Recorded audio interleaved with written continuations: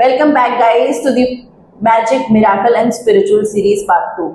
आज हम जिस टेंपल के बारे में बात करने वाले हैं वहां पे सिर्फ एक रहस्य नहीं, पता नहीं ऐसे कितने रहस्य हैं और उसमें से कुछ हम निकाल के आपके लिए ला पाए हैं। और वो टेंपल है पुरी में स्थित जगन्नाथपुरी टेंपल। सबसे पहला रहस्य वहां का ये है कि वहां की कोई भी मूर्ति ना स्टोन में है ना मेटल में, वहां की मूर्तियां वुड में बनी हुई। Isn't that strange, Avneet? It is strange, but it has got a very good logic behind it. कहा जाता है कि उनकी मूर्ति के अंदर एक ब्रह्म पदार्थ है और ये जो दिव्य तत्व है ना, ये एक इतना strong vibrating electronic magnetic field create करता है and would being the back conductor of electricity, इस वजह से उन्हें वुडन मूर्ति में रखा जाता है। अब ये जो वुडन मूर्ति है ना, इसको भी हर 12 साल के बाद चेंज किया जाता है। And when was the recent it was done? It was done on the 15th June 2015. Okay. और ये किया कैसे जाता है? ये इसीलिए ये ऐसे किया जाता है कि पूरे जगन्नाथपुरी पूरी की बिजली काट दी जाती है और इस टेंपल के जो सबसे हेड पुरोहित होते हैं वो अच्छे से आंखों पर पट्टी बांधकर हाथ में ग्लव्स डालकर इस दिव्य पदार्थ को पुरानी मूर्ति से नई मूर्ति में स्थापित करते हैं। Wow. Isn't it wow? Yes. And from the naked eye, it is strictly not allowed to see, क्योंकि बोला जाता है कि शायद जो इंसान naked eye से उस दिव्य पदार्थ को देख लेता है उसकी डेथ हो जाती है। Okay, पर ये दिव्य पदार्थ है क्या? कहा जाता है कि ये दिव्य पदार्थ कृष्ण जी का दिल है, जो कि अभी तक इतनी स्ट्रांगली वाइब्रेटिंग है और हर 12 साल के बाद इसलिए चेंज किया जाता है क्योंकि वो वुड भी उनकी एनर्जी को अब्सॉर्ब कर 12 साल के बाद इवेंचुअली डीजेनरेट हो जाती है। Okay, it's like soul changing the body. Yes yes.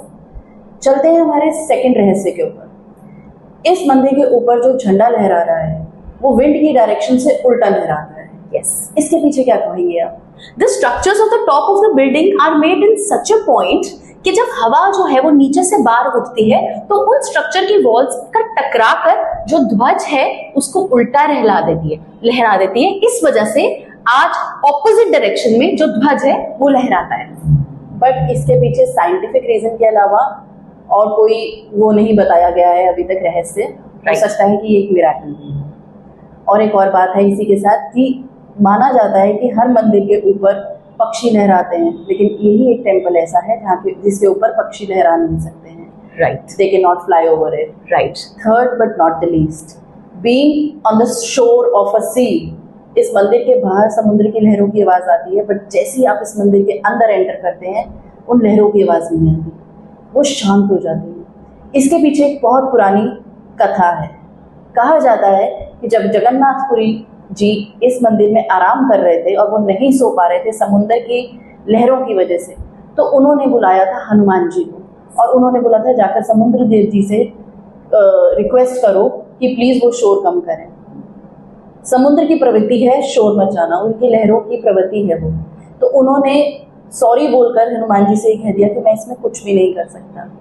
तब हनुमान जी ने क्या किया, अगर आप देखेंगे वहां पे एक हनुमान मंदिर है, वो हनुमान मंदिर सी शोर के साइड की तरफ ही खुलता है, तो इसलिए वहां से जो भी शोर आता है वो कहा जाता है कि वहां हनुमान जी का पहरा है, जिस वजह से वो शोर अंदर नहीं आने देते हैं ताकि उनके भगवान अंदर आराम से विश्राम कर सकें। Right. So hope you found it exciting and inciting. See you next Friday, next video, next spiritual series.